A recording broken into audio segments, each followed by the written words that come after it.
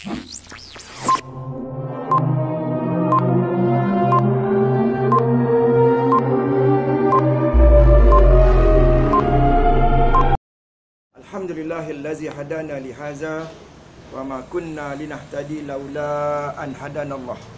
Asyhadu an la ilaha illallah wa asyhadu anna Muhammadan abduhu wa rasuluh. Rabbi israh li sadri wa yassir li amri wahlul 'uqdatam min lisani yafqahu qawli. La haula wa la quwwata illa billahil aliyyil azim. Amma ba'd. Alhamdulillah. Terima kasih Tuhan yang Maha Baik, Maha Pengasih, Maha Penyayang, yang senantiasa baik. Amin ya rabbal alamin. Alhamdulillah, pada pagi ini insya-Allah kita akan berkongsi, bersambang santai tapi perkara yang besar, yang walaupun santai tapi serius. Jadi bersama saya pada pagi ini adalah tetamu, iaitu Ustaz Pawi. Apa khabar Ustaz Pawi? InsyaAllah, Alhamdulillah. Ustaz Pawi ini berasal daripada Ipoh dan seorang lagi iaitu saudara Afiq ya. Jadi pada pagi ini insya-Allah kita akan bicara berkaitan tentang mujaddid. Jadi hari ini kita berada di akhir zaman. Setuju tak saya kata? Kita berada di akhir zaman. Kan? Jadi boleh bagi tahu saya tak Ustaz Pawi, kenapa dikatakan akhir zaman? Silakan. Bismillah. Assalamualaikum. Sebab apa nama ni, di akhir zaman ni dah penghujung dah. Penghujung dunia ini. Sebab apa, banyaklah perkara-perkara yang kita lihat pada hari ini yang seperti berlakunya di zaman Rasulullah dulu, sebelum selepas Islam, kemudian kehancuran Islam. Sebab kebangkitan ummah kedua itu akan muncul, akan dilahirkan oleh Tuhan. Jadi mesti ada ketua dia. Itu dia kata, panggil Ustaz kata tadi, mujaddid. Mujaddid itu seperti berlaku di pemula mujaddid pertama dulu, Umar bin Aziz, cucu kepada Sayyidina Umar Al-Khattab. Jadi dia rosak dah, serosak-rosaknya.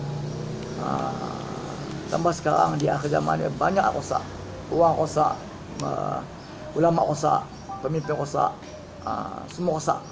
Tidak rosaknya tidaklah rosak macam apa, tapi memang hakikatnya rosak lah, yang dikata oleh Allah Ta'ala rosak. Sebelum Allah campak ketika neraka jahanam ini. Jadi Allah akan datang mujaddid supaya mentadbir dunia ini sebaik-baik mungkin, supaya Allah redha, Allah sayang, dan dalam keadaan tenang, aman. Terima kasih Ustaz Pawi. Sebagai meringkaskan apa yang diperkatakan oleh Ustaz Pawi ini, maka saya menyebut di sini, kita katakan sekarang ni kita berada di akhir zaman kerana sebahagian besar ulama menyatakan tanda-tanda alamat kiamat kecil ni semuanya dah berlaku dah. Ada yang kata semuanya sudah berlaku, ataupun kebanyakannya dah berlaku, sekarang tunggu alamat kiamat besar aja. Alamat kiamat besar itu adalah kezahiran Imam Mahdi, kata mereka. Tapi saya nak tekankan di sini bahawa mereka ataupun ramai daripada kita yang tak tahu bahawa sebelum Zahir Al-Mahdi itu ada tokoh. Saya selalu ulang cakap ni, iaitu sebelum Imam Mahdi itu tokoh yang akan muncul dulu, akan berperanan dulu adalah Fatah At-Tamimi. Jadi balik kepada mujaddid ni. Jadi ini kita berada di akhir zaman. Kita perlukan seorang mujaddid, seorang penyelamat yang bukan biasa-biasa. Bagi setengah orang, mereka melihat Tok Guru Pondok, ini dia layak jadi Perdana Menteri. Mereka melihat orang yang kelulusan PhD ataupun pandai cakap Arab, dia ni layak jadi Perdana Menteri. Dia bukan macam tu. Dia penyelamat ini mestilah bertaraf mujaddid. Sebab dunia ni dah berada, dah teruk sangat. Jadi nak membetulkan semua aspek kehidupan ni, jadi dia kena datangkan seorang mujaddid. Jadi mujaddid inilah yang akan buat pembaharuan semua sudut. Pembaharuan dalam semua sudut. Jadi dalam setiap aspek, termasuklah dalam hal politik. Jadi di sini kita berada sekarang ni, mujaddid kurun yang kita berada dalam 1442 Hijrah. Jadi 1442 Hijrah ni kita sebut sebagai kurun yang ke berapa Ustaz Pawi? Kurun yang ke 15. Ya. Jadi kurun yang ke-15 ni muktamad dah Imam Mahdi. Jadi sebuah hadis yang mana Nabi SAW menyebut, ya ba'asullah li hazil ummah ala kulli rasim ahsanah ma yujaddid laha amradiniha. Atau kama qala. Allah Subhanahu wa taala mengutus pada umat ini setiap awal 100 tahun orang yang akan memperbarui urusan agamanya menjadi. Jadi saya nak pendekkan masa, nak cakap tu pun tak lama. Jadi mujadid ni yang nak menyelamatkan dunia pada hari ini mesti bertaraf mujadid. Bukan tok guru pondok tak memadai, mufti belum memadai, ulama-ulama yang terkenal tidak memadai, dia mesti bertaraf mujadid. Kenapa dia kena buat benda baru? Sebab ulama tidak ada idea yang sebegitu dahsyat untuk menyelesaikan semua masalah. Sebab mujadid ni dia akan dapat negara. Jadi kod mana pun kita tegaskan di sini, dia akan dapat negara. Jadi bila dia dapat negara ni, dia akan memerintah dan serah kepada mujadid iaitu Imam Mahdi. Di sini bermakna Fatah Tamimi ni mujadid kurun yang ke-14 dengan Fatah dengan Imam Mahdi ni adalah mujadid kembar. Soalan silakan saudara Afiq saya nak bertanya, jadi adakah ulama ataupun yang anda tengok ulama sekarang ni pada masa sekarang ni dia boleh dikatakan calon selain daripada Fatah Tamimi, calon yang mana ada dia punya wibawa dia, credibility dia, upaya dia untuk menjawab jawatan mujadid atau penyelamat di dunia pada hari ini? Silakan. Pada pandangan saya lah,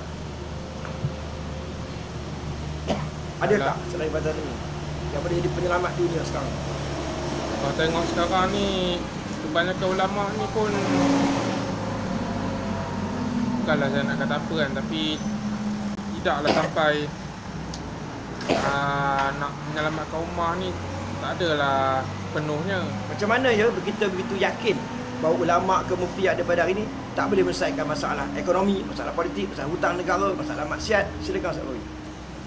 Yang Ustaz Bawi yakin ulama yang ada hari ini, mufti yang ada pada hari ini, di negara mana? Kita bukan had Malaysia saja, Indonesia di mana-mana, mereka tak mampu menyelesaikan masalah politik ternyata, ekonomi, hutang negara, masalah maksiat. Silakan. Sebab katakan apa nama ni, ulama lah. Pada ada tak yang mampu selesaikan masalah? Tak ada kan? Tak ada. Ulama ni dia bergantung, dia dicatur. Sebenarnya dia tak catur. Dicatur oleh siapa tu ulama yang besar? Di atas lah. Orang di atas tu, atasan lah. Maknanya berkata sekarang ni bekerja di mana? Dia tak mampu. Dia bukan dia Tuhan. Jadi setuju tak saya kata ulama ni bukan semua ulama tu maknanya ulama yang baik lah, ulama akhirat. Semua adakah ulama disebut ulamanya maka dialah penyelamat negara? Adakah kita boleh buat kesimpulan begitu? Tak boleh. Tak boleh. Sebab kenapa tak boleh? Silakan. Sebab bukan sebab Allah tu akan bagi sesuatu yang kepada orangnya itu orang yang paling takut dengan Allah Taala. Setakut-takutnya. Jadi sebenarnya kita pun tak takut dengan Tuhannya. Kadang-kadang kita buat maksud juga dengan Allah. Ya, saya nak mencelah sikit ya. Dalam Al-Quran disebut inna akramakum indallahi atqakum. Orang yang paling mulia di sisi kamu ialah orang yang paling takut. Jadi ada benarnya. Atau saya setuju dengan pendapat Ustaz Bawi mengatakan mujadid ni ataupun penyelamat dunia ni dia mesti orang yang paling takut kepada Tuhan. Sebab apa? Sebab bila dia takut kepada Allah SWT, dia tidak akan berbuat dosa. Tak gitu. Dia takut kepada Tuhan, tidak akan berbuat dosa sesama manusia. Dia akan bersikap adil. Jadi ini penting sebab setakut-takutnya. Tapi istilah ni saya rasa tidak digunakan lagi. Sudah menjadi begitu yang ganjil. Jadi istilah membesarkan Tuhan, mengagungkan Tuhan, mempromosikan Tuhan sudah dianggap ganjil. Yang mereka hanya war-warkan bersifat syariat sahaja. Jadi berkaitan dengan ketuhanan ni lepas batuk di tangga, tidak begitu serius. Jadi mujadid ini datang, kunci kunci menyelamatkan dunia ini ialah mesti kita mempunyai hubungan baik dengan Allah SWT. Macam mana pendapat Saudara Afiq? Teruskan tentang ketuhanan ni. Sila awak lihat apa bezanya antara pendekatan mujadid ni dengan pendekatan ulama biasa? Ulama ni dia macam apa ni? Dia berdasarkan pada tentang ilmu-ilmu je lah. Ilmu lahiriah semata-mata. Lahiriah semata-mata. Kalau mujadid ni dia menyeluruh. Contoh kalau mujadid yang sebelum ni dia hanya sudut-sudut tertentu saja dia menyelesaikan. Tapi yang Munjadid ke-14 dan 15 ni, dia menyeluruh. Dia ada role model dia, bidang dia yang sepenuhnya. Saya celah sikit ya, Asrul Rafiq. Mujadid kurun yang pertama ni, dia bertaraf khalifah. Dan yang terakhir ni, Mujadid penutup ni adalah Imamul Mahdi, Mujadid kurun yang ke-15. Sekarang ni dah pertengahan kurun yang ke-15 ni, 1442 Hijrah. Maknanya ini berada pertengahan kurun yang ke-15. Mau tidak mau, percaya tak percaya, sebenarnya adalah kita hanya menunggu dengan persiapan. Bukan sebagaimana pegangan ramai orang bahawa Imam Mahdi kita tunggu je. Dia datang, kita tunggu dia datang tu kita ikut. Yang sebenarnya pengikut Imam Mahdi ni 313, pada mulanya 313. Jadi mana maunya bila dia datang kita ikut. Kalau dia datang, Imam Mahdi datang kita ikut, bermakna tentulah pengikut dia berjuta. Ni dah yang ikut 313. Bermakna semua pengikut kepada Imam Mahdi ni yang mula-mulanya semuanya adalah bertaraf wali. Mana dia dididik, ditarbiyah dan berbai'ah dengan Fatah At-Tamimi. Di sinilah yang kita kena faham. Sebab itu dalam hadis saya ulang kali menyebutkannya bahawa kata Nabi SAW, saya akhruju min sulbi hadza Fatah yamla'ul arda qistan wa adlan fa iza ra'aitum zalika fa alaikum bil Fatah At-Tamimi. Nah, akan keluar daripada sulbi ini seorang pemuda yang akan memenuhi bumi ini dengan penuh keadilan. Bila kamu yakin bahawa Imam Mahdi itu datang, maka kamulah bersama-sama dengan Fatah At-Tamimi. Fatah At-Tamimi datang daripada timur dan dialah wajib berbaiat dengan dia, dan datang daripada timur dan pemegang panji-panji atau pemegang bendera Al-Mahdi. Jadi berita tolak daripada ni, kita bercara soal Mujadid ni, orang tak nak percaya, orang tak tahu ni. Sebenarnya Yahudi dia tutup ni. Ustaz Bawi dia tutup dah tentang Mujadid ni. Dia apa ni? Dia popularkan ulama aja. Mujadid ni orang tak tahu, tak kenal Mujadid. Ada ke orang tanya? Sebenarnya ada. Jadi keadaan dunia sekarang watak dah mirip dengan watak dunia. Saya nak bagi satu benda yang besar. Zaman Nabi bawa Islam. Nabi SAW bawa Islam. Orang kata sesat, orang kata gila, orang kata ahli sihir. Orang kata jamaah Nabi atau Nabi SAW dibaikot, betul tak? Ustaz Bawi ya, dibaikot, diaibkan, diazab. Jadi di akhir zaman sejarah kembali berulang sama juga. Di mana jamaah kebenaran yang didokong oleh Fatah At-Tamimi, orang kata sesat. Lepas itu diaibkan, dimalukan. Orang kata dia ahli sihir, belejin. Sama je. Orang kata gila sek. Nabi pun sama, dia gila sek. Tuduhan tu begitu. Jadi perkara ini sudah tidak benar. Jadi di sini, tapi masalahnya masyarakat hari ini tak faham, macam tak nampak. Kenapa jadi berlaku macam itu? Kerana hidayah tu mahal. Hidayah tu mahal. Sebab itu ramai yang dapat hidayah, yang nak mengakui kebenaran hanya sedikit sekali. Jadi sila bagi komen Ustaz Babi tentang kenapa tak ramai yang dapat kebenaran. Silakan. Sebab kenapa ramai tak dapat hidayah? Sedangkan orang alim, PhD ada, mufti ada, ulama ada. Kenapa mereka seolah macam menolak kebenaran? Sepatutnya tidak ada ilmu. Bermakna ilmu tidak boleh menjamin keselamatan. Sebab itu ada orang yang beriman masuk dalam neraka dulu, lebih daripada penyembah berhala. Sebab apa? Tak beramal. Kita bukan mengatakan kita dah selamat. Jemaah kebenaran ini, kita kena rasakan diri kita ni paling tak selamat.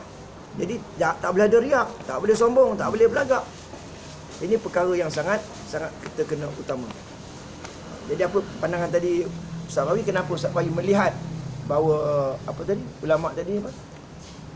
Tak dapat hidayah. Kenapa mereka ni menolak kebenaran, tak dapat hidayah? Kenapa? Sebab apa? Sebab dia rasa apa yang ilmu tu dia ada, dia berbangga dengan ilmu dia. Ya. Satu. Keduanya, dia rasa dia boleh belaka semua. Ketiganya, dia rasa hebatlah. Sikit lagi berkaitan dengan Mujadid ni. Mujadid kurun yang ke-14 untuk pengetahuan kita adalah Fatah At-Tamimi atau Al-Mansur gelaran ni. Percaya atau tak percaya, itu dah muktamad. Dan siapa hakikatnya, insya-Allah tidak lama lagi, boleh jadi setahun, boleh 2 tahun, kita akan tahu siapa dia, tokoh yang sebenar itu. Jadi saya nak bagi tahu sifat-sifat dia. Yang pertama ni, Fatah At-Tamimi ni sendiri. Mujadid ni, bertaraf Mujadid. Mujadid akan serah kuasa pada Mujadid. Baru nampak hebat. Dia bukan ulama biasa. Dia ni ada keturunan Arab. Yang mana dia bukan orang Arab, dia Ajam. Daripada kabilah Quraisy, dari Bani Tamim. Yang Arabnya dah nipis sebab dia orang Ajam. Tapi dia lah yang akan serah kuasa pada Imam Mahdi. Badannya ni, Fatah Tamimi, dia tidak tinggi, tidak rendah, tidak besar dan tidak kecil. Kemudian daripada kalangan orang cerdik, dia paling cerdik. Pasal apa di kalangan paling cerdik? Dia boleh dia buat Islam yang praktikal. Dia boleh dakwah seluruh dunia, antarabangsa. Kemudian dia cerdik ni dia menyelesaikan masalah berdasarkan buah fikiran yang one step beyond, yang terkehadapan. Yang kalau di kalangan orang kaya, dia ternyata lebih kaya. Mana boleh mujadid akhir ataupun jamaah kebenaran di akhir zaman sengkek, tak ada duit, nak bayar hutang macam mana? Dia mesti bukan saja warak, bukan tahajud, bukan selawat, tapi sehingga mampu boleh bayar hutang. Takkan itu pun kita tak boleh fikir, tak boleh faham, tak boleh cari, sebab tak dapat hidayah. Seperti dikatakan, hidayah itu mahal. Jadi di kalangan orang cerdik, dia paling cerdik, orang kaya dia ternyata lebih kaya. Selain daripada cerdik itu, maksud cerdik di sini, dia boleh selesaikan semua masalah apa sahaja. Sebab itu dia boleh berkembang sampai seluruh dunia. Dan panji-panji hitam yang dibawa oleh Fatah Atawi ini berkibar juga di Khurasan. Mana orang Khurasan ni terima kepimpinan dia. Yang salah faham, yang kita tak faham ni, orang sekarang ni tak faham baca zahir, sebab dia anggap kebangkitan Islam tu bermula daripada Khurasan. Sebab ada hadis yang menyebut Islam apabila panji-panji hitam datang daripada Khurasan. Rupanya di Khurasan ada juga tentera Al-Mahdi. Sebab itu tentera Al-Mahdi semuanya seluruh dunia. Tetapi yang utamanya adalah di Nusantara. Jadi pemimpin di Nusantara ni, Malaysia, Indonesia ni telah pergi ke sana. Dan mereka mengetahuinya, lalu mereka menerima kepimpinan. Jadi di sanalah nanti ada negara disebut sebagai negara belakang sungai, Mawara Nahar tadi. Jadi pemimpin di timur bergabung dengan di Khurasan membentuk satu jemaah. Nak saya boleh? Ya, silakan. Sebab Fatah Tamimi ni kata tadi, Fatah Tamimi, Fatah Tamimi tadi, jadi dia diberi oleh Tuhan karamah. Karamah itulah kunci dia. Karamah itu kunci dia. Apa saja dia buatnya, semua jadi. Semua jadi. Allah izinkan. Allah catur dia, Allah bagi karamah. Jadi itu sebab kata dia boleh bayar hutang, bayar apa semua, ekonomi dia meningkat. So apa dia mempunyai karamah tu, dia minta apa saja Allah turunkan. Saya celah sikit Ustaz Wawi. Kalau ada orang kata kenapa bawa cerita yang mengarut ni, yang katun ni, jadi sila jawab. Kalau ambil daripada ni, jadi macam mana hujah kita nak mematahkan hujah ada musuh-musuh ni? Okey, turun daripada langit, ambil daripada jubah duit. Macam mana? Silakan Ustaz Wawi. Okey. Contoh dia, kita boleh kena kaitkan kena kaitkan seperti mana Nabi Allah Musa. Tongkat dia. Okey. Tongkat dia. Tongkat jadi ular, makan ular-ular yang sihir itu. Begitu juga Nabi-Nabi ni, Rasul-Rasul ni didapat benda mukjizat. Jadi yang dikatakan Ustaz Fatih tadi, dia Fatah Tamimi ni dari kuasa yang diberi oleh Tuhan ni, karamah tadi. Karamah itulah seperti dia tak sama dengan mukjizat, tapi lebih kurang begitulah. Saya nak kata ataupun kita kata gini, yang Fatah Tamimi ni dia adalah orang bertakwa, bertaraf mujadid, lalu dibekalkan dengan karamah. Maka dengan izin Allah dia ni mudah saja dipermudahkan.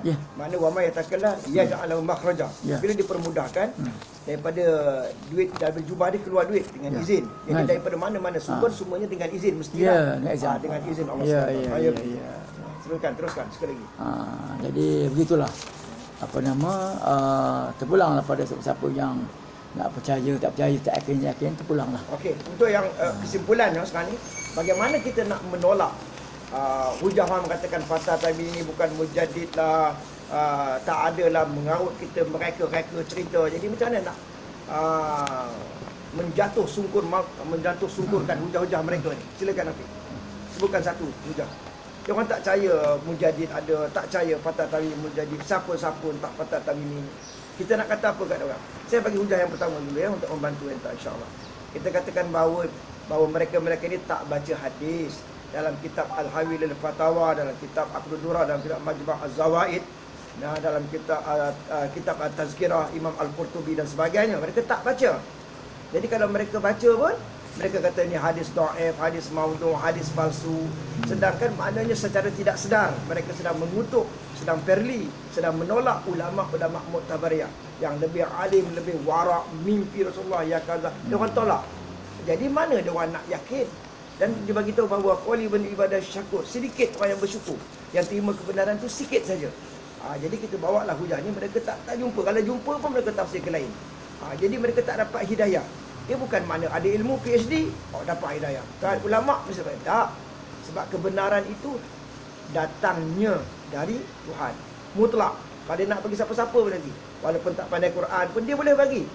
Jadi bukan mesti ilmu, sebab itulah ada ulama su, ulama yang jahat, ada ulama yang baik.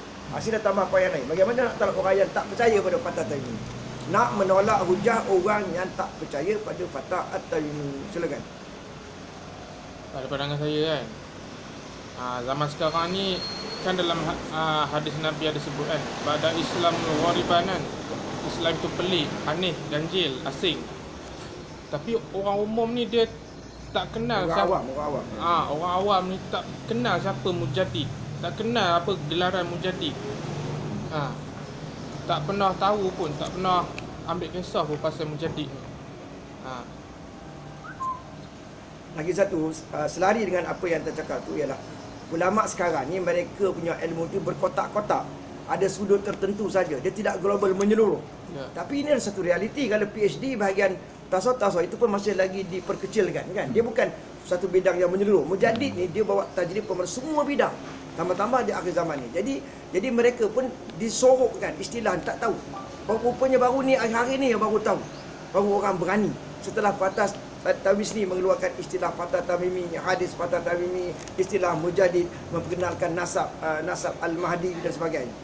Jadi kita nampaklah maknanya orang sekarang ni dia baca tebuk-tebuk, dia faham dia sikit-sikit. Dia baca pun bukan daripada berguru talaki secara jujurnya, secara maknanya sampai khatam kitab tu contohnya. Dia main agak-agak, main tembak-tembak aja. Jadi dia tak dapat, dia secara rambang saja fahaman tentang Mujaddid ataupun Fatah Tamimi. Jadi mereka menolaklah. Sebab itu yang awak kata tadi, bila mana Islam tu bermula dagang, pelik. Memang Islam akan kembali pelik. Sesuai lah, dulu Nabi Muhammad pun dianggap pelik juga. Sekarang Fatah Tamimi pun dianggap pelik juga. Jadi sila tambah satu poin lagi, kenapa? Bagaimana kita nak menolak hujah orang yang tidak percaya kepada Fatah Tamimi? Silakan sebab itu. Nak tolak hujah. Ada orang ni tak nak percaya, kata hadis ni palsu, kata hadis ni maudhu. Ada mengarut lah. Fatah Tamimi ni orang Arab lah. Ini kita nak tolak hujah dia orang. Satu lagi, dia tak dapat hidayah.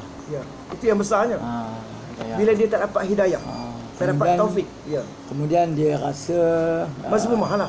Ada mazmumah. Tak apa. Itu kemudian dia rasa banyak ilmunya. Tak kisahlah ilmu ilmu rohani ke apa saja ilmu yang dia dapat belajar lah. Dia rasa. Jadi dia rasa dia belajar tu betul semua. Jadi rupa-rupanya Allah tak nak dia. Ya. Akhirnya Allah tak nak bagi dia faham. Kata Allah kata, barang siapa yang aku bagi faham, mudah bagi faham ke dia. Kau senang nak faham. Tentang benda nak yakin lagi susah. Mereka yang menolak Fatah Tamimi, yang menolak Al-Mahdi ini, kita doakan supaya mereka mendapat hidayah, supaya mereka mendapat taufik. Jadi terima kasih kerana bersama saya pada pagi ini dan hampir tengah hari ini, iaitu saudara Afiq dan juga Ustaz Pawi. Mudah-mudahan apa yang kita kongsikan bersama, pengetahuan ini mudah menjadi sebab untuk rakyat di Nusantara ini mengubah sikap, dan akhirnya mereka diberi taufik hidayah untuk menerima Fatah Tamimi yang sebenarnya memang Fatah Tamimi memang sebenarnya Mujaddid pada yang ke-14, yang mana dia akhirnya nanti akan mendapat sebuah negara daulah Islamiah yang mana disebut sebagai Baltun Warabun Ghafur. Sekian, wabillahi taufiq wal hidayah. Assalamualaikum warahmatullahi wabarakatuh.